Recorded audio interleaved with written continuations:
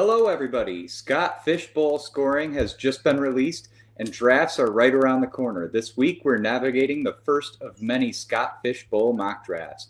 We've taken a look at the SFB 16 scoring settings and are ready to give you insight that will help you win your league. Let's go.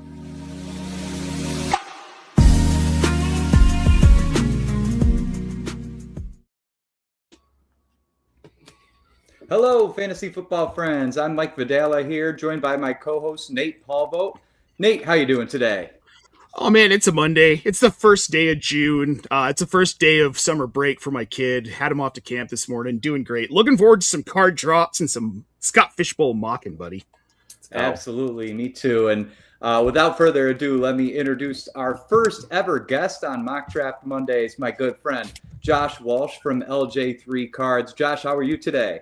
I am doing really good, Mike. I am, frankly, frantic and tired because of two puppies that I decided to get. But as always, super invested mentally in cards and football. So you can never put it down, right? And I hope Lydia and Scary Larry are doing okay over there. Love those two little pups. So let's just get into, we've got some special prizes that we're going to give away on behalf of Josh's company, LJ3 Cards. So they were generous enough to give away some cards and some spots in their upcoming card break, which is probably going to be, you guys usually do it on Friday, right? Yep, it'll be this Friday, stream live here on Twitter and Discord, and I believe Twitch at 7:30 Eastern Standard Time. Awesome. LJ3 is brand new, guys, but they're already doing some really awesome stuff, so definitely go check them out. So here's what you got to do to win some of the prizes. So first of all, there's 6 mystery players that when they get drafted in today's mock, those players will trigger a reward, and we will let you know what that reward is. We'll reach out via Sleeper. You can find us on Blue Sky, Twitter, or in the Optimus Fantasy Discord, or in the LJ3 Discord. If you're having trouble getting a hold of us, any of us, you can reach out just about anywhere. And then also we'll have some trivia at the end of the episode today. So if you're watching the stream with us and you're not in the mock draft, you still have a chance to win some spots in the upcoming break. So we will let you know what that trivia question is at the end of the show today. Without further ado, let's get our mock draft started. We're here with the SFB 16 scoring. I'm here with the 101. I am ready to roll, and I want to just kind of throw it over to you, Nate, since you're way over at the turn, and just ask if there was anything about the scoring this year that you realize or you think that is going to impact things versus a normal fantasy draft. Well, look, Scott Fishbowl, first of all, it's not about winning, right? We're here for the kids. We're here to raise money. We're here to help Fantasy Cares. The live drafts are a blast, and it's all about community. That's why we're here doing this. The scoring's fun. We've got super tight end premium. Tight ends are going to be pretty heavily drafted here. And the real super unique thing about this scoring that I love the most, it's really the rosters, right? We've got 2 Superflex, then we've got 8 flex slots. But here's the kicker. You don't have to start a quarterback. You don't even have to draft a quarterback. And I've known people, there was a guy last year, Brandon, friend of the channel, Chubbsburger. He did not draft a single quarterback. Not one. Not one. So we're going to toss this up here. I've got the scoring here for you guys. Scoring basics, 6 points for all touchdowns, 2 points for all 2-point conversions. The normal 1 point per 25 passing yards. We've got 1 point per 10 yards of rushing or receiving, half a point per first down, and a half a point per reception. One of the fun things about Scott Fishbowl is we always get those involved. Now with tight ends here, 1 point extra per reception. So that is a +1 PPR bonus, and then +1 point per first down for these tight ends. So that is something to consider. And then because the theme is video game scoring, guys, 10 points for 300 plus passing yards, 10 points for 400 plus passing yards, 10 points for 100 plus rushing yards or receiving yards, 10 points for 200 plus rushing or receiving. And then we've got the 10 points for 40 plus passing plays, 40 plus yard rushing plays, and a 20 plus yard receiving play. Guys, this scoring's kind of crazy, right? Like, Same. And how do you even? My question is going to be, and we're going to have some projections coming out here, hopefully today or tomorrow for Scott Fishbowl. We're going to have a tool on the site for all of you guys to help you draft, to help you set your lineups. Here's the thing, all right? How do you account for this in your projections? I mean, Mike, Josh, what are your thoughts on that? Well, one thing that I love to do, and I kind of set up, I should have tossed this over to you, Nate, but I set it up for Josh and I to take a look at ahead of time is you can go into Sleeper and you can kind of create your own like sort of dummy league and adjust all the scoring settings to these settings so that you kind of what you can do then once you set up the scoring settings, you're going to want to make sure you quit the app and refresh. But this works if you do that. You can go into the players and you can look at the 2025 stats under these scoring settings to kind of see, number one, what players maybe are going to be a little more valuable in this draft than would be in a normal draft. And then number two, if there's certain positions that you're going to really want to target. So we've already gone ahead and done this and kind of noticed that it's pretty even across the board. So I'm going to go ahead and kind of treat this as just a run-of-the-mill fantasy football draft, taking the best player available as they come up, because again, we have all flex spots. So if the wide receiver is the best guy on the board every single time, that's who I'm going to take. If it's the running back, that's who I'm going to take. If it's the tight end, so on and so forth. So we've got 2 super flex spots and then 8 wide receiver, running back, tight end spots. Yeah, I really appreciate that you can go best player available in this and not have to focus on filling roster slots. It's really nice. Yeah. Well, and that's the fun of Scott Fishbowl, guys. All right, let's get this draft started. What do you think, Mike? Let's fire it up. You've got the first pick. Is that where you're drafting in Scott Fishbowl? I'm going to be at the Buffalo Live event at Brightsmith Brewing for the Scott Fishbowl, and I've got the number 3 spot. And I was just looking at the lineup for that, and I noticed that the numbers 2, 3, and 4 spot are all people named Mike. So I think that's going to be fun. We're going to have a bunch of Mikes at the That's fantastic. Awesome. Yes. Josh, where are you drafting in Scott Fishbowl, Josh?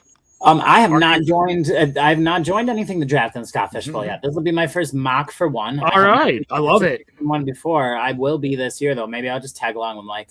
I think you should. It's a blast. All right, guys, let's fire up this draft. Mike, you've got the first pick, so let's get it going here. All right, I'm going to go with my champion, Bijan Robinson. Yeah.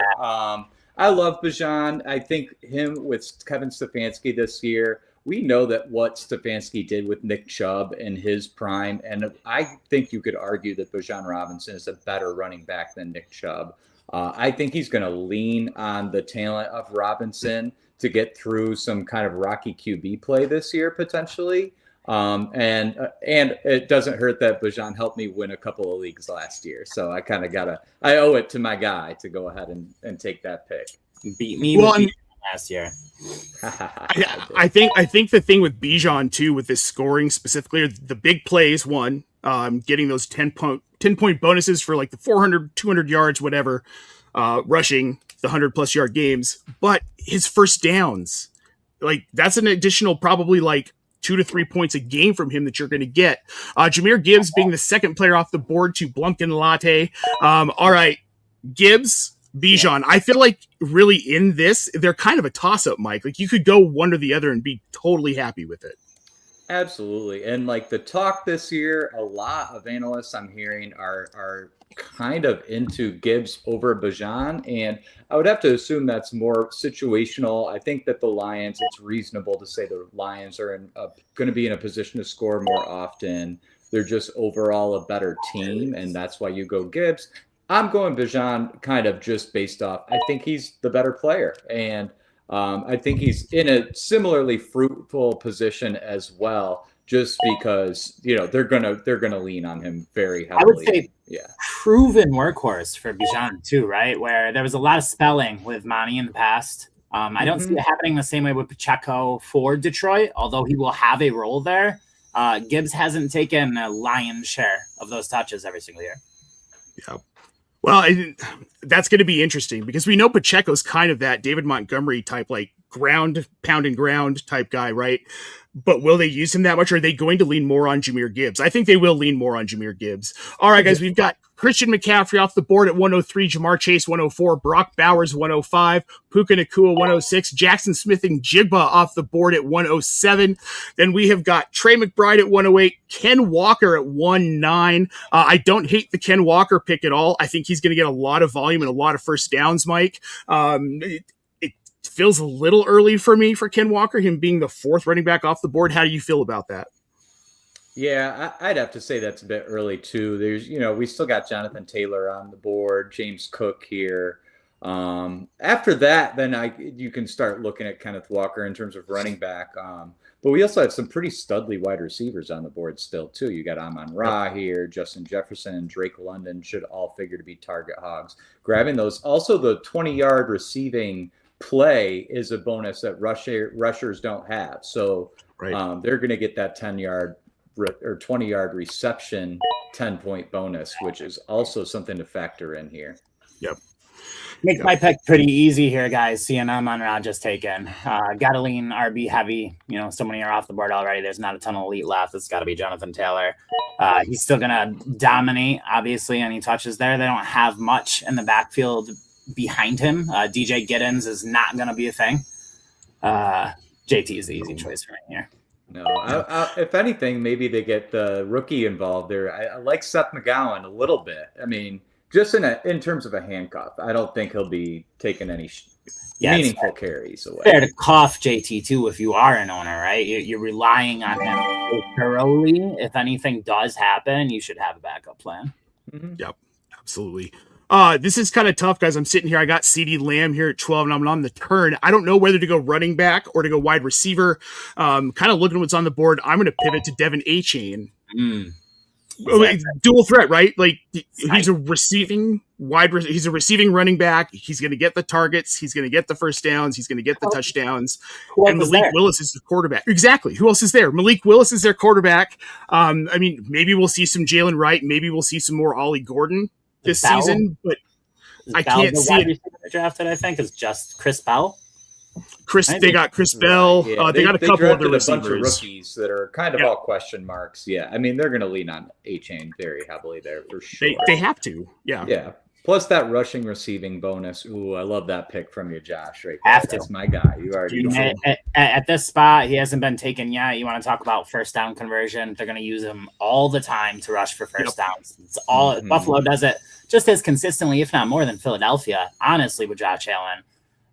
He's going to scramble on his own plenty of times. You got the rushing touchdowns, passing touchdowns. He's going to hit bonuses. I love DJ being there. He plays so well off script. That works so well for Allen. Love Allen there. I took DJ Moore in the 8th round. Got him in the 8th round of our FC Eliminator, Mike, which is just insane. I think I got him pretty late too, actually. So we're both riding the DJ Moore train in the Eliminator there, Nate. I love it. Well, and here's the thing, like we're not talking about how much of an impact he could possibly have in Buffalo. They really have not had a true wide receiver one there for Josh Allen. This is the first time they're going to have someone who can carry that role. They need him. You're right? Because Keon Coleman, that was obviously a failed experiment. We've already seen that. I just feel like he's going to draw so much volume, and I think it hurts Dalton Kincaid a little bit, guys. It definitely could. I think this is one thing that I heard this recently, and this was one thing that kind of got by me, but Khalil Shakir might have kind of a lower leg injury that he's still working through right now. So that could open things up too for DJ Moore or for Kincaid if he's not able to, or, we love our sleeper Skylar Bell as well. So we'll see where that ends up going. And it looks like we've got our very first prize winner here from Dunbat, picking up Omarion Hampton. So Josh, am I right here? Is he going to win a prize for the Omarion Hampton pick here? We got a green mosaic Omarion Hampton rookie that'll be going to my dude there for the Hampton pick. Awesome. I love it. Dunbat is in a couple of fantasy leagues with me, so I think this might be his first time in the mock draft with us. Maybe he's been there before, but yeah, he's kind of new to Optimus. So Dunbat, welcome to Optimus. Welcome to LJ3 Cards, man. I'll be reaching out to you afterwards with the details of how we're going to get that to you. Thank you so much, Dunbat, for being a part of this. Fantastic. And a really good pick, too. At 2-4 to get Omarion Hampton. Yeah. I know some people are down on him. We had an article come out last week that was a little bit down on him, and I get it. Coming off of that injury, it might be a slow start for him, but I don't see anybody else really challenging him for volume once he's healthy. I am the opposite of down on Omarion Hampton. I'm up. He's got Mike McDaniels. What are we? Why are we overthinking this? Right. We've seen it work in the past. Yes, absolutely. And like the ceiling upside is that this guy's getting 350 touches this year, which, it's just great when you can get a back that's going to be doing that. in a system with a lot of talented people. So yeah, Keaton great Mitchell? pick. People that high on Keaton Mitchell? Right. I'm not so high. I was laughing with a friend of mine. He was in a league where he saw Keaton Mitchell get traded straight up for Jordan Addison. And then we're in another league, and Keaton Mitchell Jordan Addison got drafted like round 10 or 12. And Keaton Mitchell's like still on the board to this day right now in that league. So we were laughing like, what are people doing? But there's a little bit of coach speak on Keaton Mitchell, and I think we overreact a little bit sometimes in the fantasy world. So after Omari and Hampton, we have Ashton Genty off the board at the 205. Then we got Justin Jefferson. Then a little string of running backs going in a row here: Chase Brown, Saquon Barkley, and Jeremiah Love. For the Cardinals, who, I'm still high on Jeremiah Love. I think that the Cardinals are kind of making him a bit of a discount, the Cardinals landing spot there. I like that a lot. Well, the amount of volume he's going to get, Mike, I think that's what it is for me with Jeremiah Love. Like, he doesn't even have to be efficient. They're just going to hand him the ball a ton. And we're hearing that, I mean, there's a possibility that Carson Beck could start. And if he does, dude, Jeremiah Love to the freaking moon this season. Forget about it. I know Jacoby's holding out for contract money because he was officially named the starter, right? You guys remember? I still feel bad for my man Tyler Algier. He's gonna get touches. Yeah.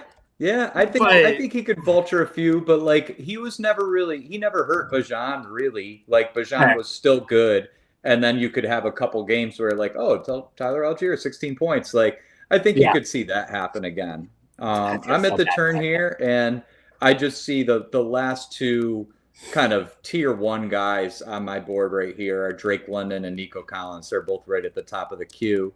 I'm going to go for both of these guys that are just they're clearing away target hog wide receiver ones. Nico Collins just does scare me a tiny bit with the injury past that he's had, but when he's healthy, we know this guy is a stud. Drake London, same thing. We've really seen him take over games in the past. So I'll be taking my chance with those 20-plus yard receptions for both of these guys. My biggest concern with London is just the quarterbacks, guys. I mean, who's going to be throwing him the ball? That's my only concern.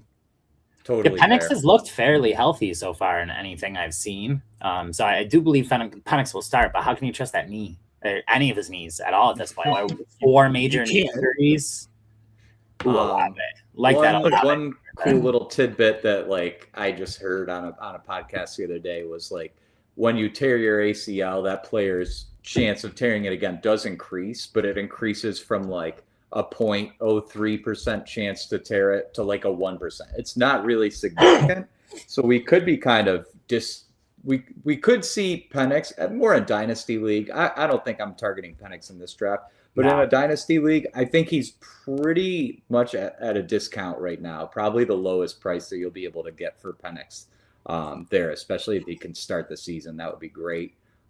He's definitely the guy I want throwing to London over Tua. But if it's Tua, then my Bijan pick looks pretty good. So I'm kind of covering my bases with the ATL. I was gonna say you might heavy Falcons those first 2 picks there. You're counting. I think I'm going to be avoiding Falcons going forward in this draft, but we'll see. You never know.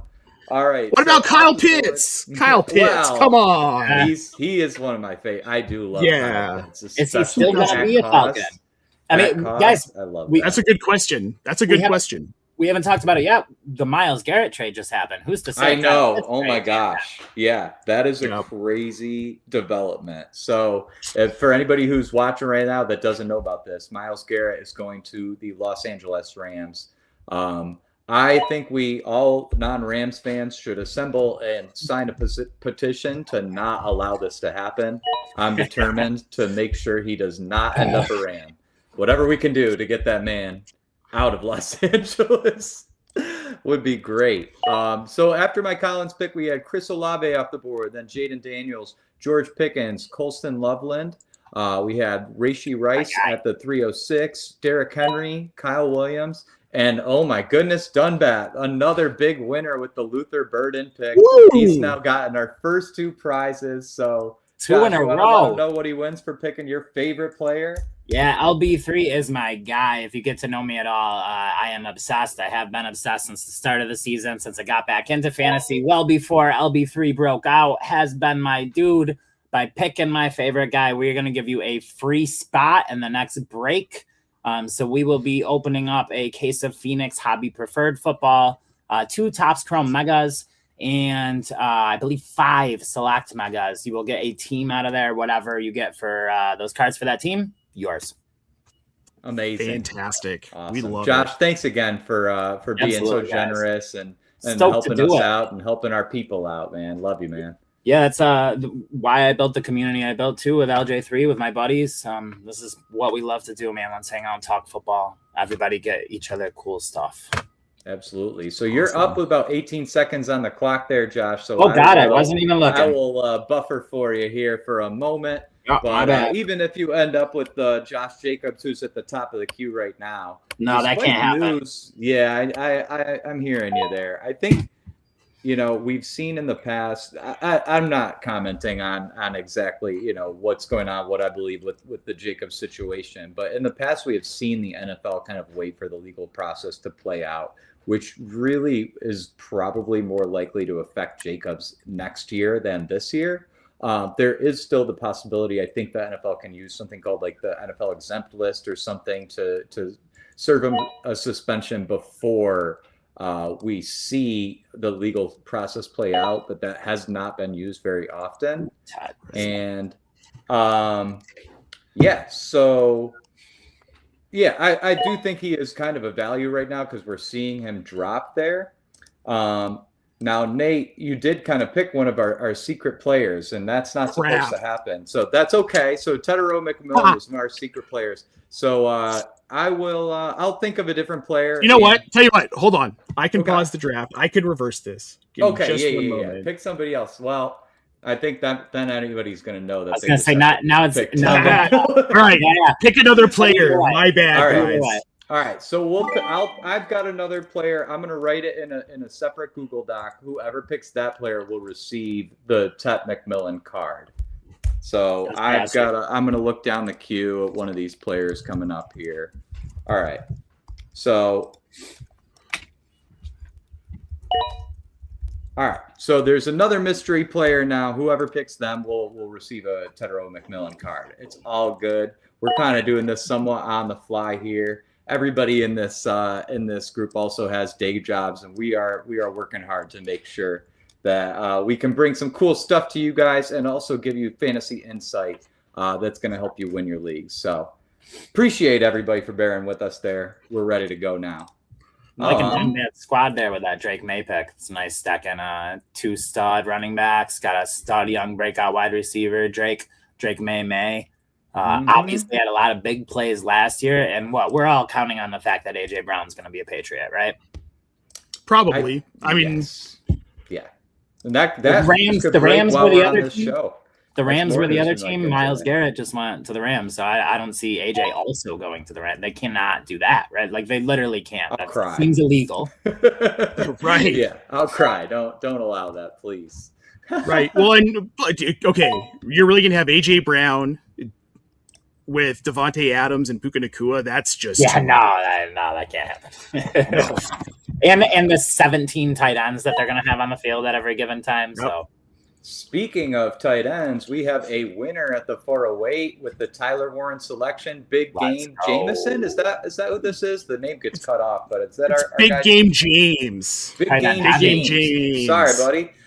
Big Game James is going to this. Is this our biggest hit? This is our big one, boys. This is the big card. Autographed Tyler Warren. You tell him. You know the stuff. Yes, we got a 2025 Topps Chrome, the hottest set for all football cards right now. Arguably the hottest set of the year. Topps hasn't had the NFL license for I think it's about 15-ish years. It's been some time. They finally got it back. Panini doesn't have it anymore. Chrome is their flagship out of it. It's a Tyler Warren autograph out of Topps Chrome, and going to you. Tight end heavy team he's got there too, which I love. Bowers, Loveland, Warren right there. All young, all studs, all going to be focal points of the offense. Excellent win for you, man. Stoked for you. This card.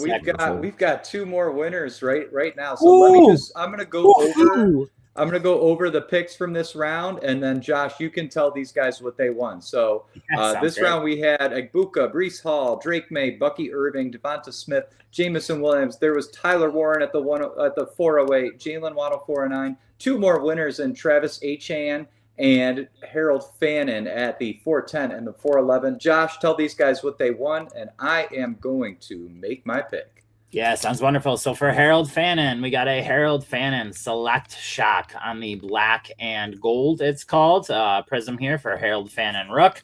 The A-Chan, Mike, was that your replacement player for Teteroya McMillan? Yes, so they won the McMillan card. Yes, wonderful. So, yep, for the A-Chan, we got the McMillan on the shock as well.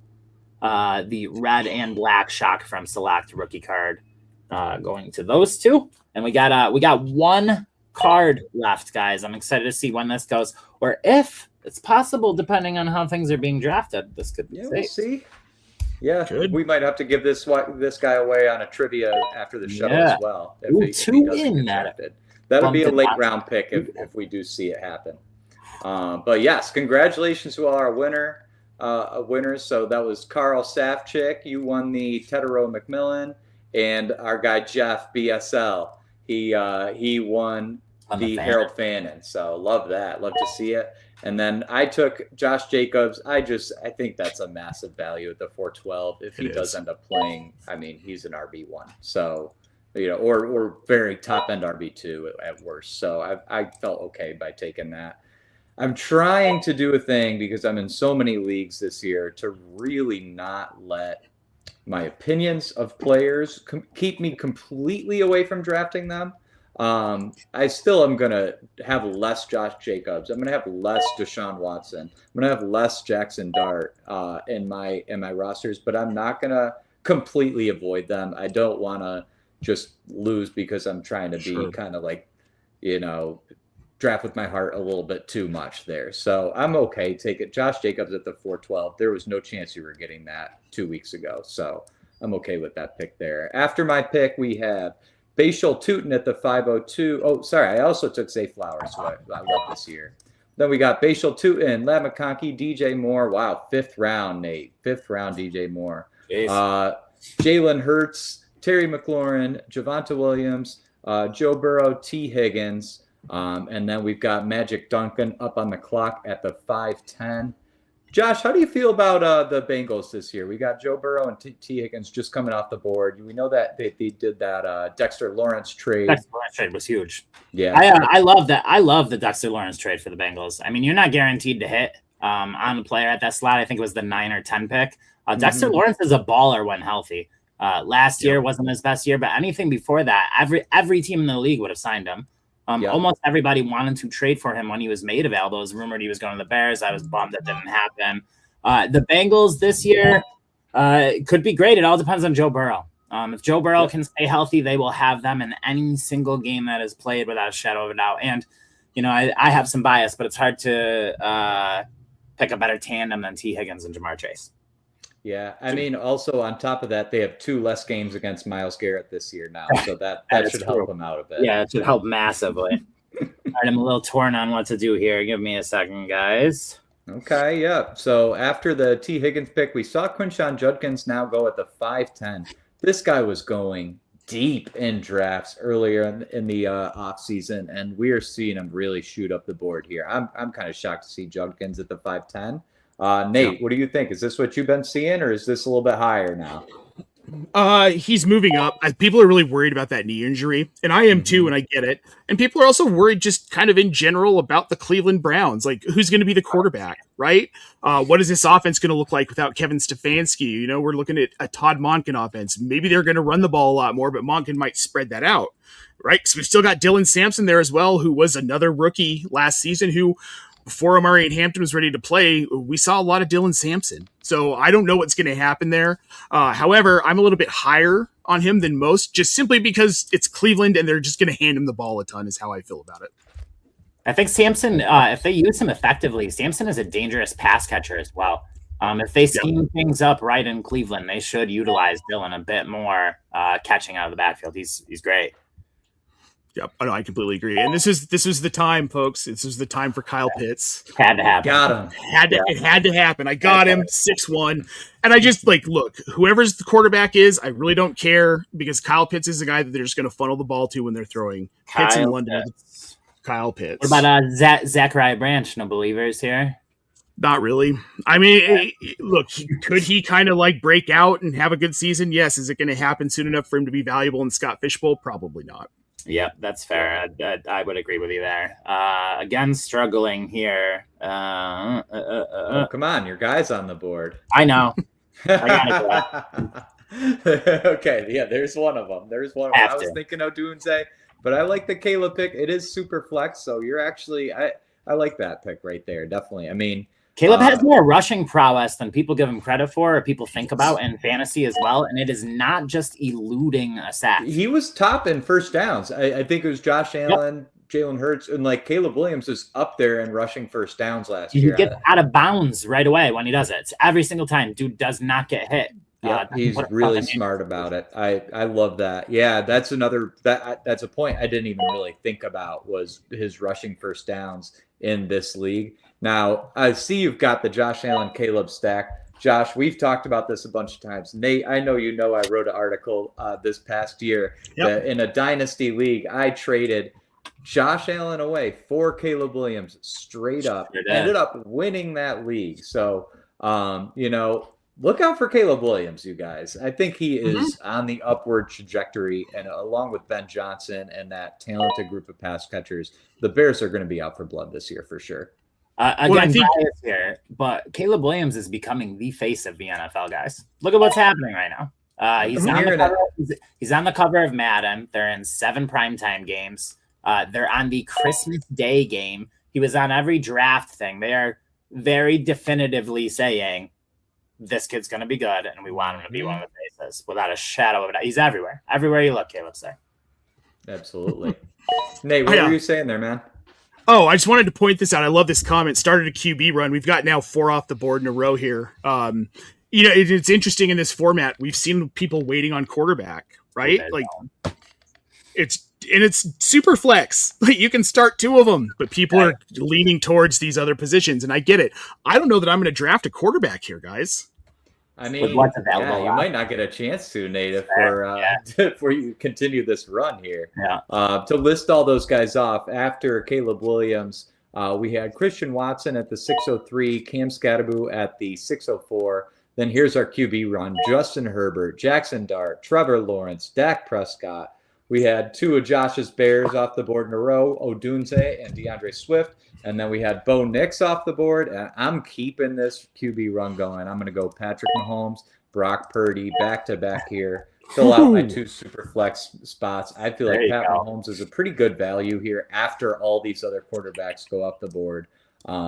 I didn't anticipate him starting the season, but now we're starting to hear more and more whispers that maybe he's going to be ready. I don't know how this guy's going to be ready off the torn ACL, but it looks like, he's out there throwing. I've seen a couple of clips. He has a gigantic brace on his knee. It looks like he's a robot, but if he can be healthy, we know Pat Mahomes, he can provide some fantasy value. Yeah. And we won't see him rushing as much. Definitely not the beginning of the season. But hopefully we can see some of those 300, 400 yard pass games for sure. I think he's going to start too. I think they've already there's smoke. But Justin Fields isn't going to play a game for that team unless Patrick Mahomes' leg is off. Yeah, that's fair. Yep. So after I took Purdy there, which another thing about Purdy, just to stick on these QBs for a second, I love his weapons this year. I mean, he's got Mike Evans, he's got George Kittle, who will eventually come back, and Christian McCaffrey. Then they've got a couple other guys too that are interesting. Tom just showed a little bit for them last year. Bijan Stribling, the 201 in the draft. Pearsall. I'm still a little bit of we have Ricky Pearsall I love too. And then I'm still the weird Christian Kirk believer too. So I'm that weird guy. He ended the season pretty strong last year after coming back from some injuries. I am super high on Christian Kirk for the 49ers, way higher than almost anyone would be or even think about. But in that scheme and that role with where he's going to play on the field for Kyle Shanahan's offense, it is incredibly value. and he's being taken for crumbs in 99%. Yeah, and Shanahan just loves veterans too. Yeah. He loves guys that really know their stuff for sure. Yeah, guys, we can't forget they still have Mike Evans, they still have Ricky Pearsall, they still have George Kittle. Yeah, just saying, saying. Yeah, it's gonna be an interesting split. We'll see. Yep. We'll end up seeing who gets on the field early, and that the nice thing is you don't really have to spend a high pick on Christian Kirk if you get him in the 18th round. And you see after 2 weeks, oh, he's not going on the field. You can drop him right away. So that's kind of now in Scott Fishbowl, that won't be the case. This is more general drafting advice. In Scott Fishbowl, you draft your team, and that's who you're stuck with for the season. No. Oh, okay. Waivers. I was thinking this was not like traditional best ball. Okay. Yeah. No, it's not best ball. If there's yep. I'm confusing with the Eliminator tournament. Nate, yes. Fill us in on how the Scott Fishbowl works here. Okay, so it's pretty simple, right? You draft your team. We go through the first 10 weeks of the season, and then it starts becoming a cumulative scoring for the playoffs. So if you make it all the way to week 17, you could win the championship. And that's the end of it, is week 17. I believe it's the top 1,000 scorers make it for the first 2 weeks of the playoffs, and then they start to whittle down from there down to, I think it's the top 50 for the final. But this is not best ball, so you are setting your lineup every week. There is no trading at all, but there are waivers, and the waivers run, I believe it's every Tuesday or Wednesday at like 10:30 a.m. Eastern. So yeah, you can make moves during the season. If you need to pick up a quarterback, you need to pick up a running back, whatever, who's on waivers, you can do that until the playoffs start. And then if you're not in the playoffs and you do waivers, they will kick you out and ban you forever. So don't do that part of it. But yes, you can. There are waivers, folks, and you do have to set your lineup every week. It is not best ball. Those waivers just are going to end up being. Those waivers are going to end up being huge because if you get the guy that maybe somebody randomly doesn't get drafted, that's kind of like an 18th, 19th round pick that most other leagues this guy gets drafted, and you're getting this guy for free and he blows up. You might get a guy in your waivers that nobody else really had a chance to get in their waivers in their pod. So then you're going to enter those playoffs with kind of a powered up team. Thanks, Nate, for filling me in on that. I was definitely not in the know. It's my first year doing Scott Fish, so still very, very excited for it. I just I don't know. That was a gaffe by me there. I'm going to rattle off this round while you're making your pick, Josh, here. Oh, you're fast. Okay. So we had Matthew Stafford off the board at the 702, David Montgomery, 703. Then we had R.J. Harvey, Mike Evans, Sam Laporta, Dalton Kincaid, Jacoby Myers, Tucker Kraft, Kyle Monungai, Brian Thomas to Josh at the 711. Then we had at the turn Cortland Sutton and Jalen Warren. I like both of those veteran picks for you, Nate. And then we had Marvin Harrison, 802. I love the value you got on that, Josh. Do you see Marvin Harrison as the clear wide receiver 1 for the Cardinals this year? Maybe not the clear. Michael Wilson's still very, very, very slept on, but I am 1,000% betting on that talent, pedigree, everything there with Marvin Harrison that late. And for me, it's the same with BTJ. People just want to ignore that first rookie season. I know he had the yips last year and did not perform as well as everybody expected. We got Parker Washington there, Jacoby Myers. BTJ is a big play waiting to happen anytime he touches the ball, guys. In this type of league, both of these dudes can be explosive plays at any time. Love them that late. Absolutely. And that Jags wide receiver room is so wide open that it's almost, and none of them are super expensive. So like if you grab Myers, if you grab Brian Thomas Jr., even grabbing Travis Hunter late or Parker Washington late, like I think any of those 4 players could win the number 1 job role in that pass catching offense. Now, with that said, Trevor Lawrence is very slept on. I still think I'm a big fan of Trevor Lawrence as well. Now, I love that we got into this wide receiver 1 for the Cardinals conversation because right after Marvin Harrison, we see Michael Wilson go with the next pick. So we'll talk about that for 1 second too. Yeah, we love Michael Wilson. We saw him really break out last year. This is a guy that a lot of the heady NFL analysts or fantasy football analysts have been on for a little while now. And we saw that breakout last year. He had a stretch where I believe he was like the wide receiver 2 behind Puka Nacua at the end of the season last year. He was incredible. Yeah, and Magic Duncan for making that draft pick. That's our buddy Tyler. He's going to go home with this Michael Wilson card. This is out of 125. Josh, there's probably a fancy name for this. Yeah, card so that I is do the not Panini know. Prism light blue no huddle, those little disco balls you see in the background. And that is actually a card that we pulled for Mike in an LJ3 break. Yep, absolutely. So if you guys don't know how a card break works, the way LG3 or Josh, actually, why don't you talk a little bit about how Yeah, I card can explain breaks it. run?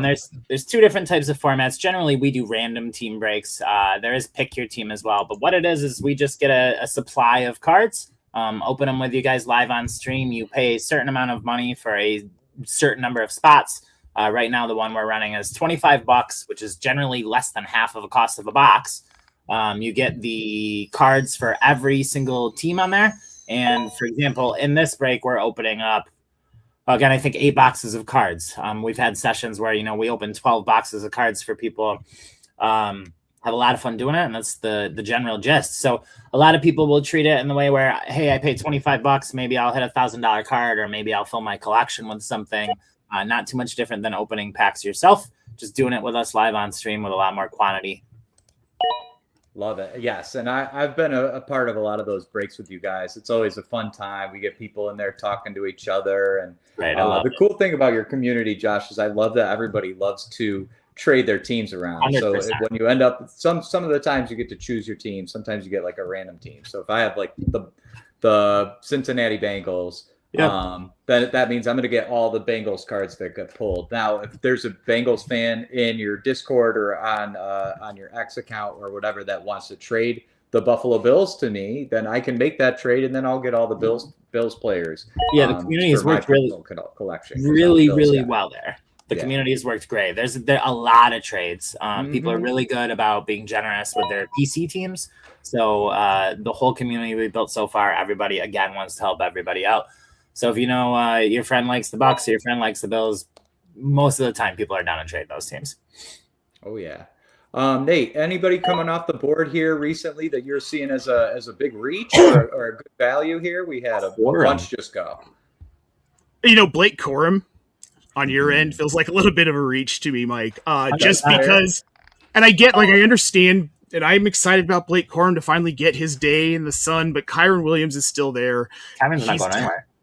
Yeah, Kyron's not going anywhere, which concerns me. However, in this format, I think it's a good stab because they do use him enough where, I don't know, if there's a week where you need to start him because you're short on running back, maybe he's going to get you 3 or 4 first downs and 50 yards, and maybe he'll even get you a tutty. So I don't hate it.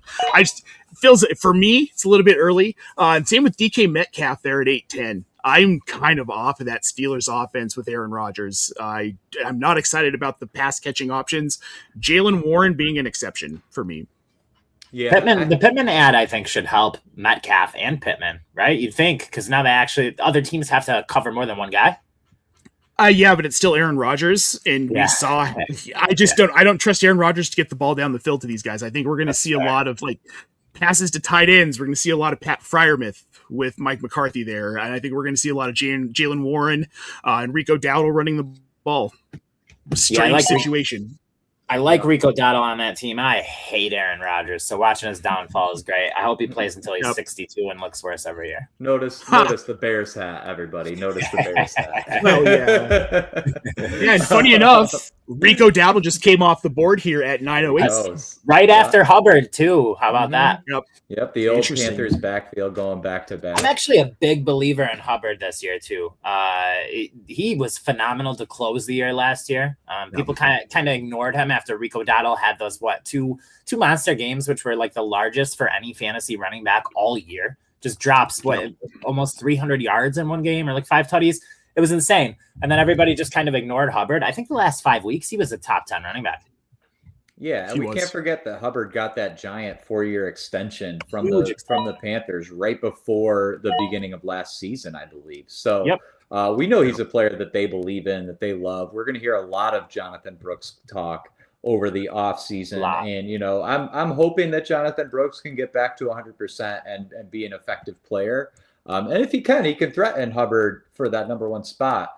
But, I think that we've seen it with Hubbard, and we've unfortunately barely gotten a chance to see Brooks play at all. And that's what concerns me. We're going into season 4. We haven't seen Brooks really on the field. Is he going to have it still? Mm-hmm. Right. Yeah, and you could see it like somewhat maybe like a Tyjae Spears role for Jonathan Brooks, where like Spears is Sure. another similar player where like he's had some pretty serious injuries in his past Legs. um in college, and now like he's a contributing player in the NFL, but he hasn't shown that he can handle a full workload, and you might see something like that with Jonathan Brooks. Brooks was probably a better prospect coming into the NFL, but again, I think 2 or 3 ACL tears later, so it's definitely just a very different story. Yeah, it's pure Yeah. hope. Anyone that's taken him, I took him in another league late. The talent could pay off, but it's a dart throw. You can't expect anything out of taking him. Right, absolutely. 3 tight ends in a row there, huh? Oh yeah, the tight end run has begun. Got to figure out. All right, we'll do it. We got a guy can produce. He showed it last year. That offense is going to score a lot of points. Quentin Johnson this late in a redraft league. I'll take the stab there. Yeah, and you say he showed it last year. He showed it his rookie year too. Like he has been a good wide receiver. Like if you showed people rookie wide receiver stats from 10 years ago, like the rookies that are coming in now are like they would be like people would be like this is the next breakout player. Yeah. If I think Quentin Johnson had like let me look. He had like 800 yards last year. Did he not? I mean, first 5-6 weeks, he went crazy. Absolutely. I mean, this is still a young player with more breakout potential. I think we're broken because of Justin Jefferson and Jamar Chase. Everybody needs to be an 1,100-yard wide receiver. Notice a theme with all of my wide receivers here that I've taken in this draft. Young, talented football players. Love young wide receivers, whether you're doing redraft or dynasty. All of these guys can break out. They all have incredible talent. I'm excited to see it. Yep. Nate, were you wanting to say something there? Oh, I was just going to chime in with the Quentin Johnson thing. He's got 700 plus receiving yards the last 2 seasons and 8 touchdowns in each of those seasons. So yes, we're all enamored, right? We're all enamored with Lad McConkey, and I get it. The kid is ultra talented, right? Like he's that like Wes Welker, Julian Edelman type slot guy that everyone just drools over. But Quentin Johnson is the new Keenan Allen in this offense. And now that Keenan Allen isn't there, or in theory won't be there, I think he's the guy who takes that role. And I love this pick. Getting him this late, getting him in the 10th round in this format is insanity. I think it's a great one, Josh. Thank you. Absolutely. I appreciate that. I'm a Trey Harris believer too. That team's got weapons. Yeah, I mean, we could see him out there for sure. Yeah, but I don't know. It's gonna be tough to compete with Johnson and McConkey. So probably in what 3 wide receiver sets is where we might start to see some Harris there. How do you guys think Njoku is gonna affect Gadsden? I don't love it for Gadsden. Yeah, dude. I don't know. What do you think, Nate? I don't know, man. I don't know because you've got Mike McDaniel there now. They might use them both just an absolute ton. I mean, we don't know how much they're going to throw the ball. We don't know how much they're going to run the ball. This is going to be a different look than what we've seen from a Harbaugh team, right? This is going to be I feel like it's going to be something we're not expecting. Like Justin Herbert might be a top 5 quarterback this season in this offense. He's not being drafted as such, but I think he could be. Yeah, I think we've been waiting for this monster season from Justin Herbert after his rookie year, and this definitely could 100%. Be the year. We've seen Mike McDaniel put together offenses that shattered our perception of what an offense could do in one game. He's never had it. Sorry, Nate. I know that's a soft subject, being a Broncos fan over there. But it's all right. It's all right. You guys are doing better now, right? You guys are doing better. Yeah. So you can't. Oh, we love it. No. Our last pick in that last round, guys, the last giveaway card. It's going to happen.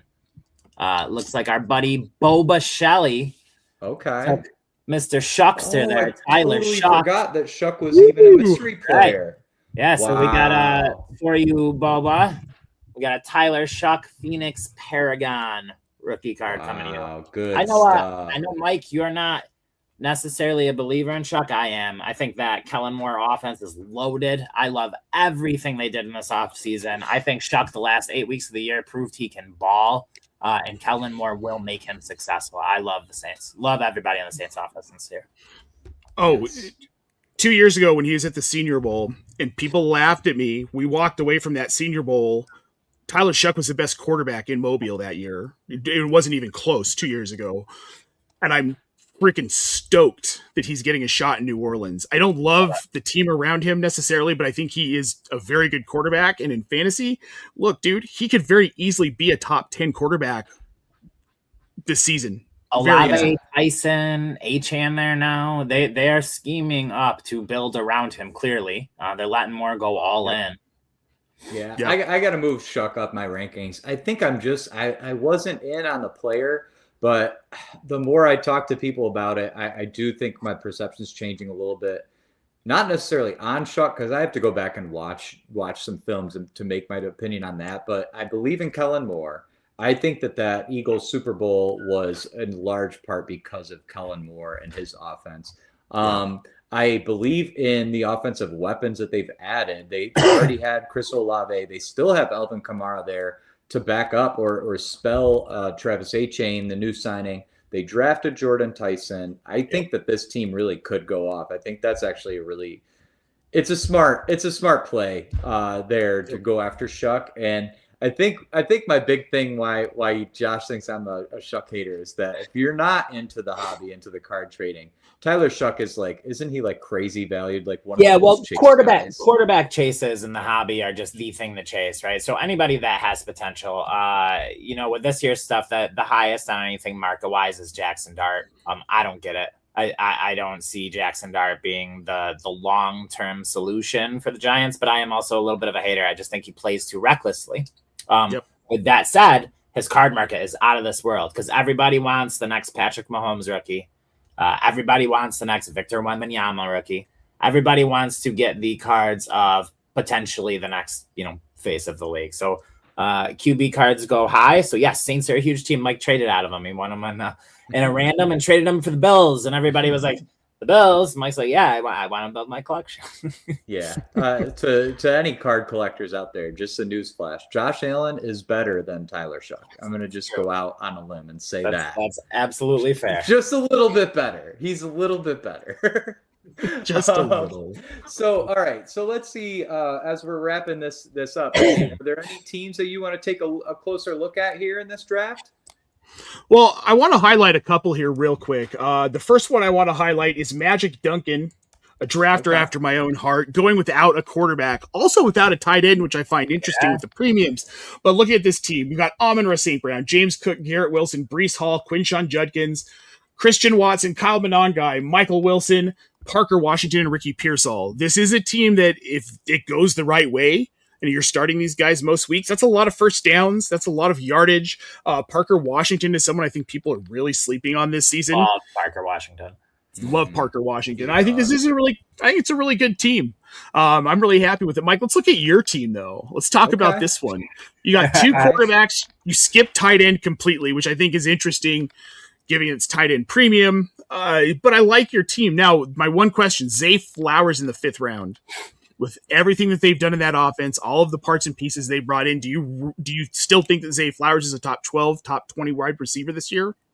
I think top 20 easily. Top 12, I think he'll need to have kind of a ceiling year, which is always in the cards, but yeah, I can't guarantee that from Zay Flowers.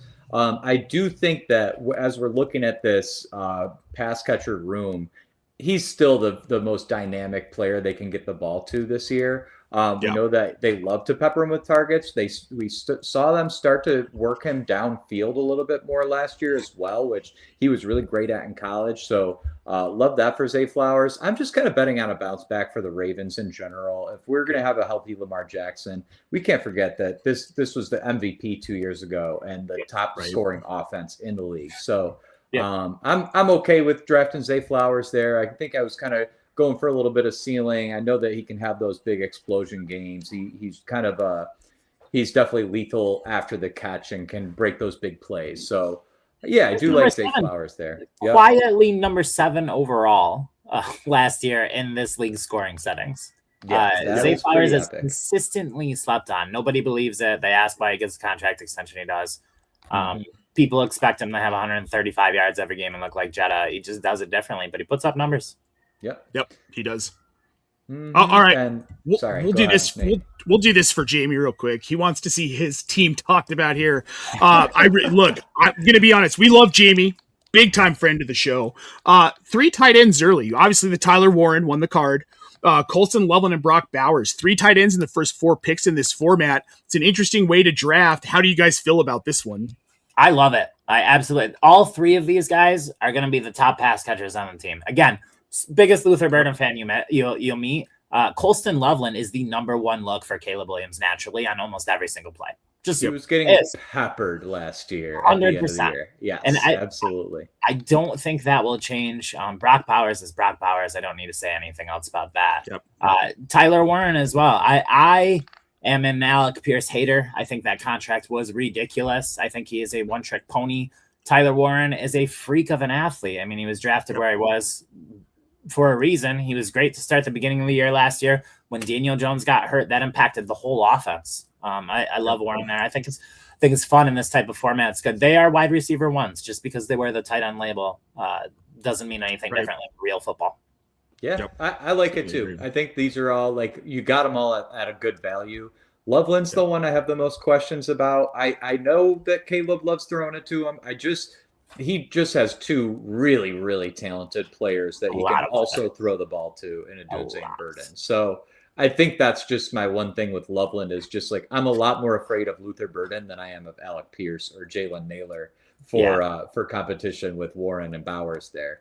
But yeah, I still think Loveland there is a solid pick, definitely an upside pick because if he does take that upward step, Loveland could he could be kind of a lead winner there in the 3rd round for sure.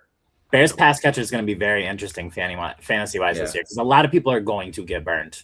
I love James's quarterbacks too. Jalen Hurts, huge value right now, especially with the rushing first downs. And then Dak Prescott, what a year he had last year. I feel bad for Dak with the Cowboys not being able to really put enough together that, I mean, he was playing out of his mind last year. And some of the time with injured pass catchers too. Like this guy was he was so good last year. So I love both of those picks as well. And then kind of got some like ceiling and safe going with those last 4 rounds, James. So really nice team there. I like it.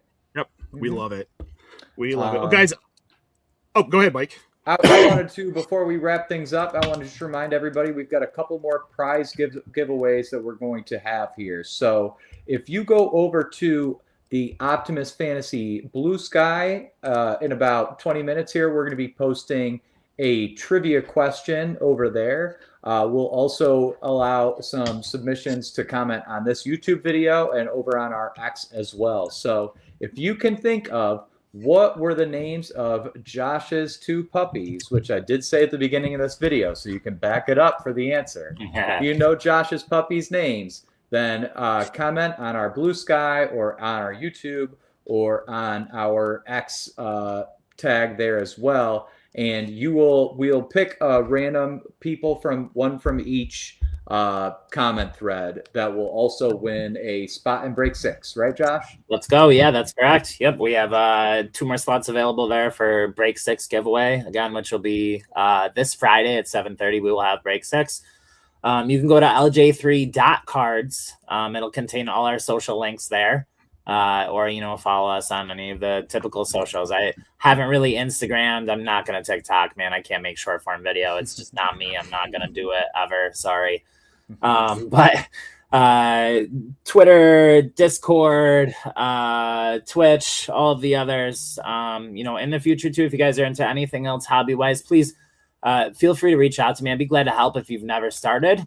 I kind of helped Mike start his little bit of collection he's got going now. Just as a random thank you as a Christmas gift last year, got him a Donovan McNabb, Marvin Harrison jersey card. This is something I love, and we both love football, kind of kicked it off. We specialize mainly in football, basketball, and Pokemon, of course. Of course. Absolutely. Of course. The Pokemon world's crazy, man. If you're going to talk about cardboard that's worth a lot of money, you can't ignore it. It's absolutely wild to me.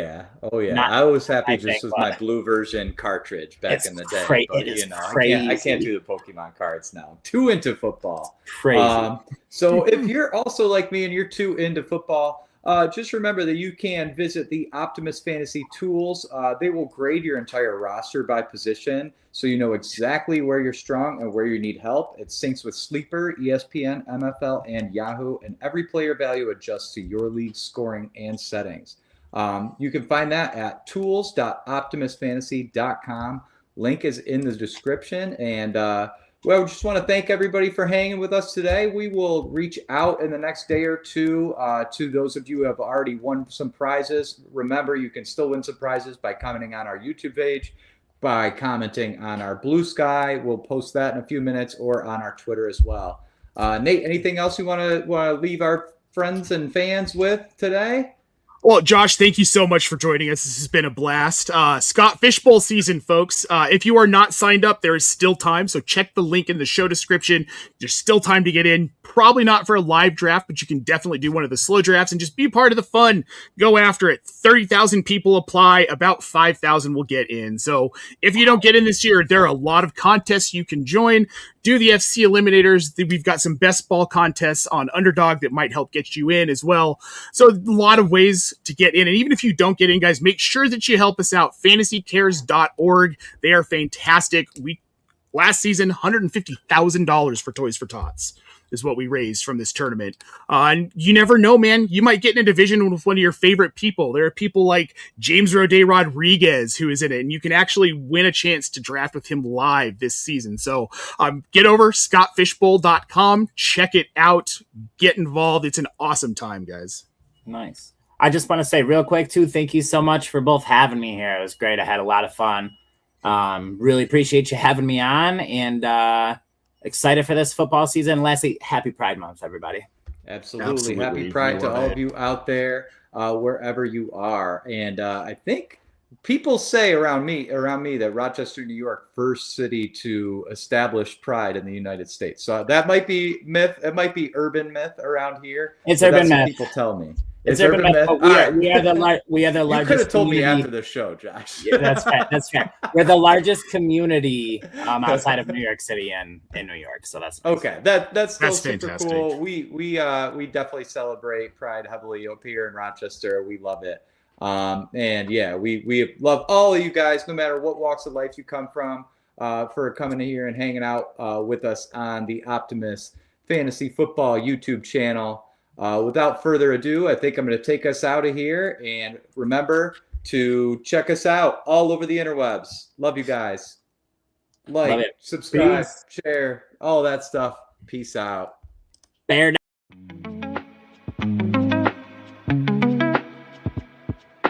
down.